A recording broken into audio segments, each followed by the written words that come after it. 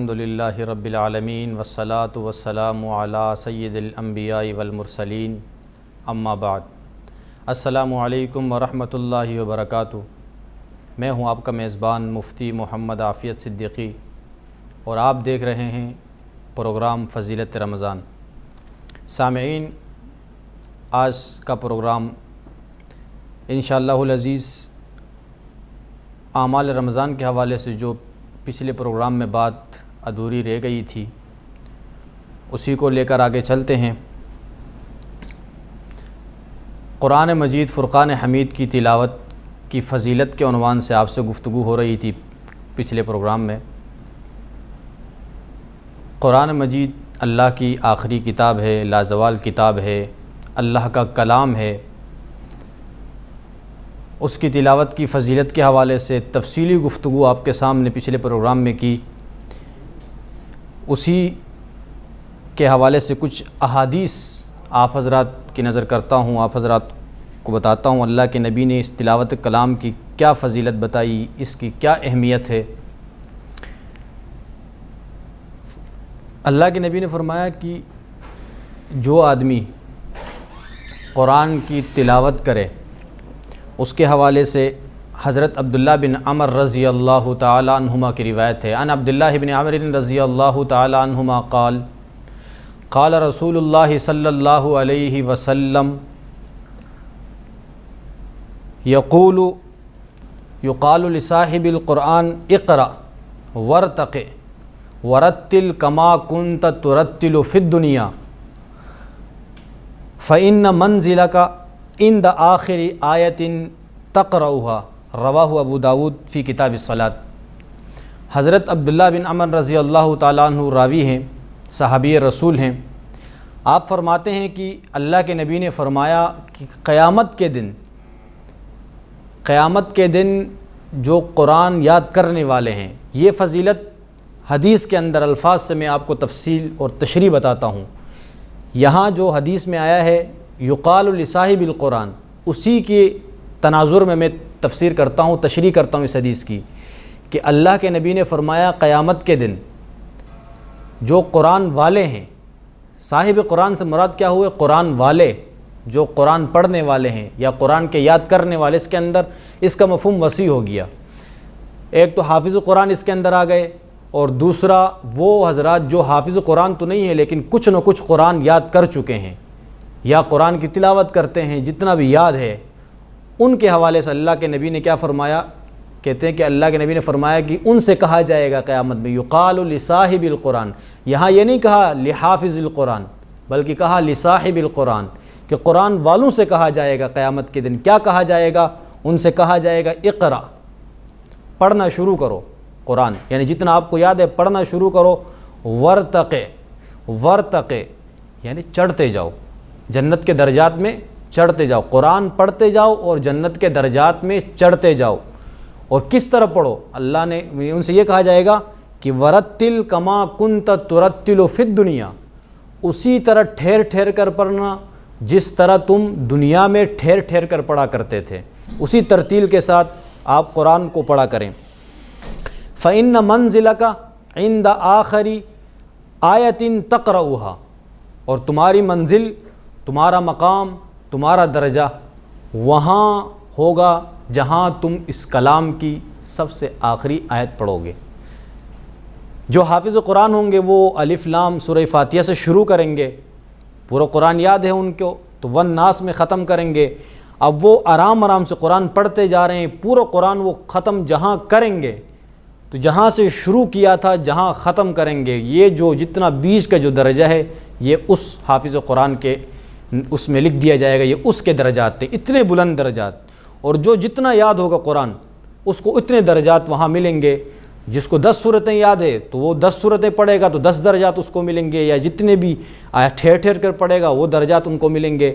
تو یہ ابو داؤد کی روایت ہے، اور اللہ کے نبی نے یہ خوشخبری دی ہے کہ جو قرآن یاد کرنے والے ہیں تو آج سے آپ بھی عہد کر لیں کہ اگر آپ نے ابھی تک کچھ یاد نہیں کیا قرآن کا تو کوشش کریں، زندگی پڑی ہے آپ کی پوری کہ کچھ نہ کچھ قرآن، پہلے تو یہ کہ قرآن حفظ کرنے کی کوشش کریں، یاد کریں، کسی قاری صاحب کے پاس قرآن پڑھیں تاکہ آپ اس فضیلت سے محروم نہیں ہو جاؤ، کیونکہ دنیا تو 2 دن کی دنیا ہے۔ اللہ نے ہمیں دنیا میں بھیجا ہے تو ایک مقصد کے تحت بھیجا ہے۔ وہ مقصد کیا ہے؟ اللہ فرماتے ہیں وَمَا خَلَقْتُ الْجِنَّ وَالْإِنسَ إِلَّا لِيَعْبُدُونَ، کہ میں نے انسانوں اور جنات کو جو دنیا میں بھیجا ہے تو کسی فضول کام کے لیے نہیں بھیجا، بلکہ بھیجا ہے إِلَّا لِيَعْبُدُونَ، اپنی عبادت کے لیے بھیجا ہے کہ وہ دنیا میں جائیں، میری عبادت کریں، مجھے پہچانیں، رب کو پہچانیں، مجھے پہچانیں اور میری رضا حاصل کریں، میری خوشنودی کے لیے سارے دنیا کے کام کریں جو کرنے کے کام ہیں، اور جو بچنے کے کام ان سے بچیں۔ تو یہ مقصد ہے ہمارے دنیا میں آنے کا۔ ہم یہاں 50 سال گزاریں، 100 سال گزاریں، 150 سال گزاریں، ایک نہ ایک دن ہمیں موت کا ذائقہ چکھنا ہے۔ کل نفس ذائقۃ الموت، ہر نفس کو موت آنی ہے، کوئی بھی بچے گا نہیں۔ اگر دنیا میں کسی کو رہنا ہوتا تو میرے اور آپ کے پاک پیغمبر جناب نبی کریم صلی اللہ علیہ وسلم دنیا کے تمام انسانوں سے بہترین انسان، سب سے اعلیٰ شخصیت، انبیاء کے سردار، امام الانبیاء، خاتم الانبیاء، وہ اس لائق تھے کہ وہ دنیا میں رہتے، لیکن وہ اس دنیا سے چلے گئے تو پھر ہمارا اور آپ کا کیا؟ ہم اور آپ کس شمار میں آتے ہیں؟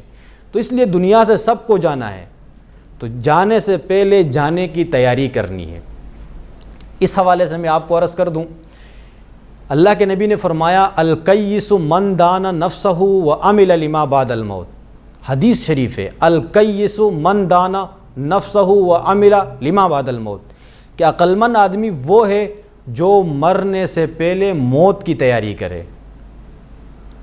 اور بیوقوف آدمی کون ہے؟ والعاجز من اتبع نفسہ ہواہا وتمنی علی اللہ، کہ عاجز اور بیوقوف شخص وہ ہے کہ جو اپنی خواہش کی پیروی کرے، اپنے نفس کی پیروی کرے، خواہشات پہ چلے، یعنی من چاہی زندگی گزارے، رب چاہی زندگی نہ گزارے، چلتا رہے اپنی مرضی کے مطابق، اور لمبی لمبی امیدیں اللہ سے باندھے کہ اللہ غفور الرحیم میں مجھے معاف کرے گا، تو یہ سب سے بڑا بیوقوف آدمی ہے۔ کیونکہ موت تو بول کر نہیں آتی کہ میں آ رہی ہوں، موت تو اچانک آنی ہے، تو کس وقت آئے گی کچھ پتہ نہیں، اس لیے ہر لمحہ یہ سوچ کر گزاریں کہ آج مجھے مرنا ہے، کل مرنا ہے۔ یہ سوچ کر ہم جب گزاریں گے تو ظاہر بات ہم نیکی کے کام کریں گے، اور قبر اور آخرت اور حشر اور جنت کی ہم تیاری کریں گے۔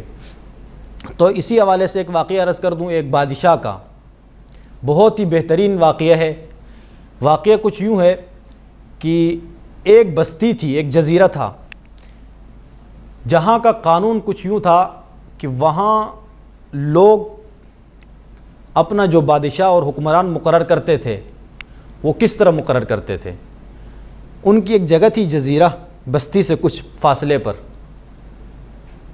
وہ حضرات سال کے شروع میں سب سے پہلے اس جزیرے میں جو آدمی داخل ہوتا تھا اس کو اپنا بادشاہ مقرر کرتے تھے، چاہے وہ مانے یا نہ مانے، اس کو اپنا بادشاہ تسلیم کرتے، اس کو بتاتے بھائی آپ ہمارے بادشاہ ہیں، آپ ہمارے بڑے ہیں، اب آپ ہی ہم پر حکمرانی کریں گے، اور 1 سال تک وہ ان پر حکمرانی کرتا تھا۔ اور جب وہ بادشاہ بنتا تھا اس کو یہ بھی بتا دیا جاتا تھا کہ آپ 1 سال تک ہمارے بادشاہ بنیں گے، اور 1 سال کے بعد ہم آپ کو یہاں سے لے جا کے ایک دور دراز ایک جنگل ہے وہاں پر ہم آپ کو پھینک دیں گے، وہاں چھوڑ دیں گے، 1 سال آپ ہم پر حکمرانی کر سکتے ہیں۔ تو قانون چلتا رہا، جو بھی اس جزیرے میں سب سے پہلے داخل ہوتا اس کو اپنا بادشاہ مقرر کرتے، اور جب سال گزرتا، سال کے بعد اس کو اس جنگل میں پھینکتے۔ وہ جنگل کیسا تھا؟ اتنا خوفناک جنگل تھا کہ وہاں طرح طرح کے موذی جانور، وہاں پر انسان کا بچنا محال تھا۔ جو انسان وہاں گیا، اس کو پھینک دیا یا اس کو بیچ دیا تو پھر وہ زندہ نہیں آتا تھا، وہاں وہ درندے اور موذی جانور اس کو کھا لیتے۔ تو اب جو بھی بادشاہ اس کا یہی حشر ہوتا تھا، اس ملک کا، اس بستی کا جو بادشاہ بنتا تھا، ایک وقت ایسا آیا کہ اس بستی میں ایک شخص داخل ہوا اس جزیرے میں، سال کے ابتدائی دنوں میں سب سے پہلے وہ داخل ہوا جزیرے میں۔ لوگوں نے اس کو دیکھا، سب اس کے پاس گئے، اس کو کہا آپ ہمارے بادشاہ ہیں۔ اس نے کہا ماجرا کیا ہے مجھے بتاؤ۔ تو لوگوں نے ساری تفصیل بتا دی کہ دراصل میں ہمارے اس بستی کا قانون یہ ہے، اس علاقے کا، کہ اس جزیرے میں سال کے شروع میں سب سے پہلے جو آدمی داخل ہوگا ہم اس کو 1 سال کے لیے اپنا بادشاہ مقرر کرتے ہیں، اور 1 سال گزرنے کے بعد پھر ہم اس کو فلاں جنگل میں پھینک دیتے ہیں، تو اب آپ ہمارے بادشاہ ہوں گے۔ اور لوگوں نے اس کو یہ بھی تنبیہ کی، آپ اگر خوشی سے بنو گے بادشاہ تو صحیح ہے، اگر آپ انکار کرو گے پھر بھی ہم آپ کو باندھ کے، رسیوں سے باندھ کے آپ کو مسند پر بٹھائیں گے، زبردستی آپ کو بادشاہ، مطلب کہ اب کسی صورت میں آپ بچ نہیں سکتے، بادشاہ آپ بنیں گے 1 سال کے لیے۔ اس آدمی، چونکہ وہ پہلا آدمی تھا، وہ پہلا بادشاہ تھا جو اس جزیرے میں داخل ہو، اللہ نے اس کو عقل دی تھی، وہ عقل مند تھا، اس نے کہا ٹھیک ہے میں آپ کا بادشاہ ہوں 1 سال کے لیے۔ سارے جو امور سلطنت تھے اس کے حوالے کیے، سارے کام اس نے سمجھایا، اس نے کہا دیکھو بادشاہ بن رہا ہوں لیکن پورا سال تم میری بات مانو گے نا، میرے مطابق چلو گے؟ لوگوں نے کہا ظاہر بات آپ ہمارے بادشاہ ہیں، آپ ہمارے حاکم ہیں، ہم آپ کی بات کے مطابق چلیں گے، جو آپ کہو گے اسی کے مطابق ہم چلیں گے۔ تو اس نے کہا ٹھیک ہے میں آپ کا بادشاہ۔ مسند پر وہ بیٹھا، توجہ سے سنیں، مسند پر بیٹھا، بیٹھنے کے بعد اب 1 سال ہے اس کے پاس حکمرانی کرنے اس بستی پہ۔ اس آدمی نے، اس بادشاہ نے کیا کیا؟ سب سے پہلے ایک دستہ بلایا، دستے کو حکم دیا کہ فلاں دستہ میرے پاس آئے، وہ دستہ آیا، اس دستے کو بھیجا، کہا جاؤ فلاں جنگل میں، اس جنگل کے جتنے بھی موذی جانور ہیں سب کو قتل کر دو۔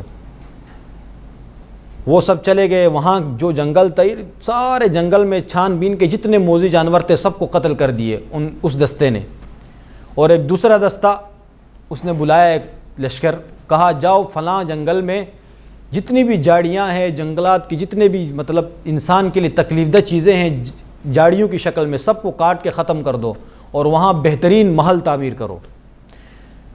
لوگ گئے، وہ جو دستہ ہے وہاں گیا، وہاں جا کے وہ موذی جو جتنی بھی جھاڑیاں وغیرہ تھی سب کو کاٹا، کاٹنے کے بعد وہاں ایک محل تعمیر کیا، بہترین باغات لگائے وہاں، ایک سمجھو کہ ایک باغ بن گیا وہ جنگل۔ سال گزر گیا، سال گزرنے کے بعد اب اس کی بادشاہت ختم ہو رہی ہے، اس کو اب جنگل میں پھینکنے جا رہے ہیں لوگ رسی لے کر آ گئے، چل بھائی اب آپ کو ہم باندھ کے لے جائیں گے، جنگل میں پھینکیں گے۔ اس بادشاہ نے کہا رسیوں سے باندھنے کی ضرورت نہیں ہے، میں خوشی خوشی اس جنگل میں جانے کے لیے تیار ہوں۔ اب آپ دیکھیں وہ بادشاہ عقل مند تھا، عقل مندی سے اس نے کیا کام کیا، 1 سال کے لیے اس کو بادشاہت دی گئی بستی کی، اس نے بادشاہت لی، اور اب اس کو پتہ ہے کہ مجھے اس مسند پہ بادشاہت کی جو مسند مجھے دی ہے، اس علاقے کی جو بادشاہت ہے وہ مجھے صرف 1 سال کے لیے ملی ہے، مجھے یہاں صرف 1 سال رہنا ہے، باقی کی میری تمام زندگی مجھے فلاں جنگل میں گزارنا ہے۔ تو اس بادشاہ نے اس 1 سال کی زندگی کے اندر اس نے سارا سوچ اور جو کام کرنا تھا وہ اس نے اصل زندگی، مطلب سمجھو جو اس کی باقی کی زندگی ہے 1 سال سے ہٹ کے، 1 سال تو بادشاہت کی تھی، باقی زندگی جہاں گزارنی ہے اس نے اس کی تیاری کی، پورا سال اس نے اس جنگل کو سجایا، باغ بنایا، تمام جانور جتنے موذی تھے سب کو مار دیے، اور درخت جو جھاڑیاں تھیں سب کو کاٹ دیا، وہاں محل تعمیر کیا۔ یعنی کہنے کا مقصد یہ ہے کہ اس بادشاہ نے عقل مندی سے کام لے کر اس نے اپنی باقی زندگی جہاں گزارنی اس کو گلزار بنا دیا، باغ بنا دیا۔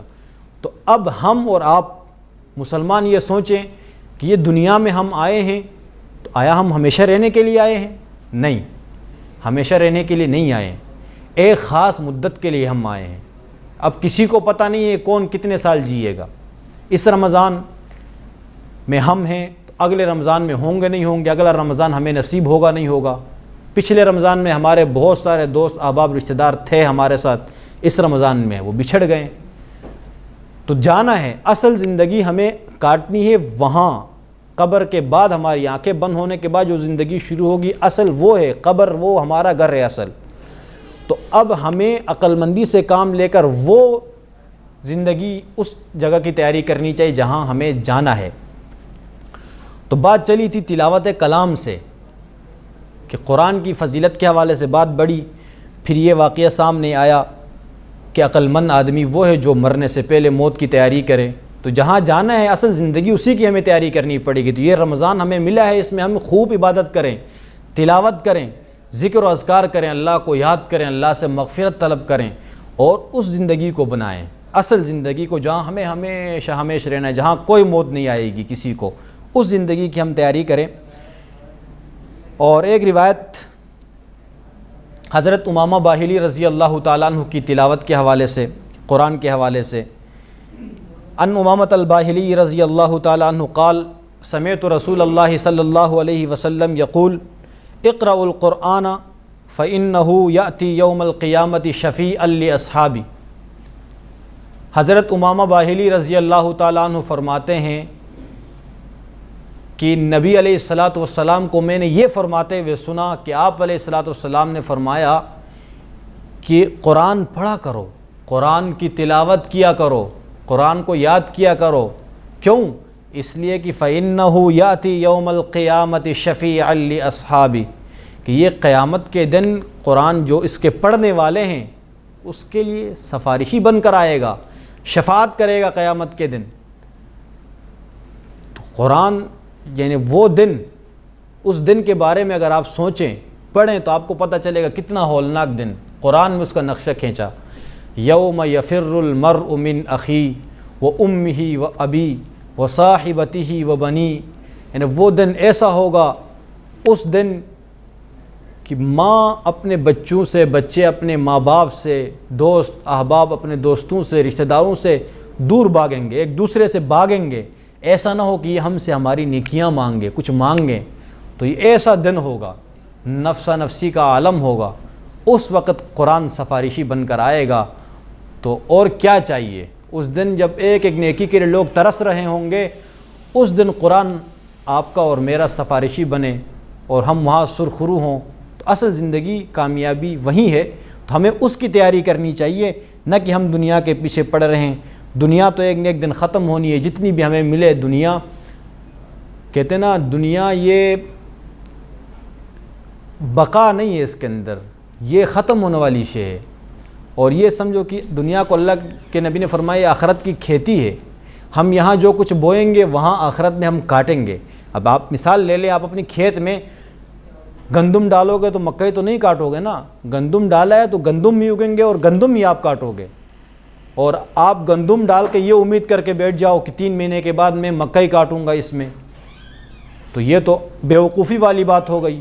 بالکل اسی طرح دنیا میں ہم گناہ تر گناہ کرتے جا رہے ہیں، اپنی پوری زندگی کو گناہ کے دلدل میں ہم نے پھنسایا اپنے آپ کو، اور امید لگا کے بیٹھے کہ ہمیں مغفرت، ہماری بخشش ہوگی، ہم جنت میں جائیں گے۔ امید اچھی چیز ہے، اللہ سے امید بھی رکھنی چاہیے، اللہ سے ڈر بھی رہنا چاہیے، کیونکہ ایمان نام ہے خوف اور امید کے درمیان کا۔ اللہ سے ڈرتے بھی رہنا چاہیے کہ ایسا نہ ہو ہم جہنم میں جائیں، اس ڈر کی وجہ سے گناہ ترک کریں گے۔ امید ہوگی، ظاہر بات ہے اللہ تعالیٰ نصیب فرمائیں گے۔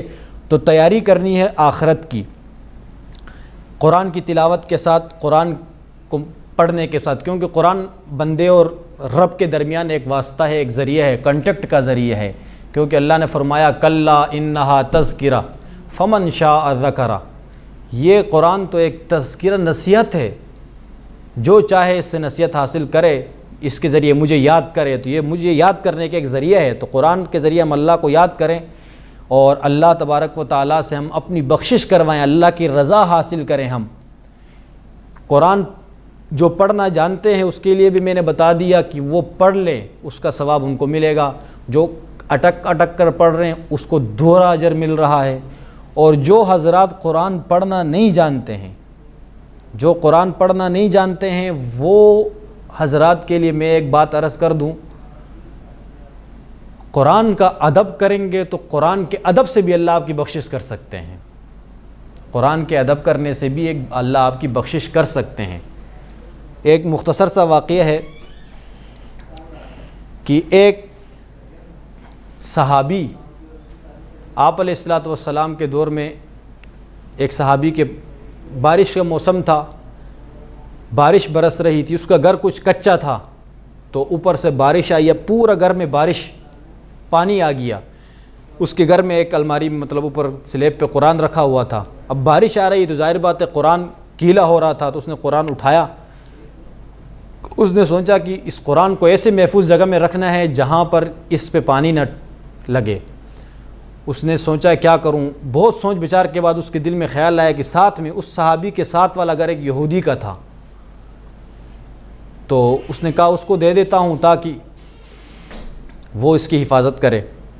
گیا اس کے پاس، گیٹ کھٹکھٹایا اس یہودی کا، اس کو کہا دراصل میں ہمارے گھر میں پانی آ چکا ہے اور وہاں قرآن رکھنے کی جگہ نہیں ہے، یہ ہمارے نبی پر اتری آخری کتاب ہے اللہ کی، اللہ کا کلام ہے، اس کا مقام بہت بلند ہے، ایسا نہ ہو یہ پانی میں خراب ہو جائے، اس لیے آپ کے گھر میں پانی نہیں آ رہے تو آپ اس کلام کو اپنے گھر میں سنبھالیں، جب بارش رکے گی میں آپ سے لے جاؤں گا۔ یہودی نے کہا ٹھیک ہے، وہ قرآن یہودی کو تھما دیا، صحابی اپنے گھر چلے گئے۔ اب یہودی کے بارے میں دیکھیں کہ اس یہودی نے قرآن اٹھانے کے بعد اس نے سوچا یار اس کو میں رکھوں کہاں،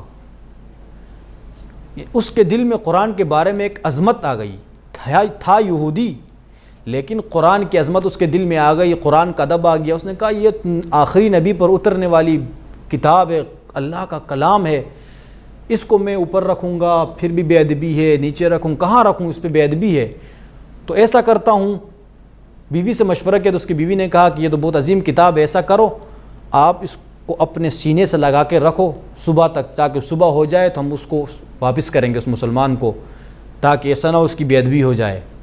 اس یہودی نے پوری رات وہ قرآن اپنے سینے سے لگایا، اس طرح کھڑا رہا، بیٹھا بھی نہیں، اس کو لے کر کھڑا رہا صبح تک۔ جیسے صبح ہوئی اللہ تبارک و تعالیٰ نے اس قرآن کے ادب کرنے کی وجہ سے اس کے دل میں ایمان ڈال دیا، اس نے کلمہ پڑھا اور وہ مسلمان ہو گیا، اس کے گھر والے بھی مسلمان ہو گئے۔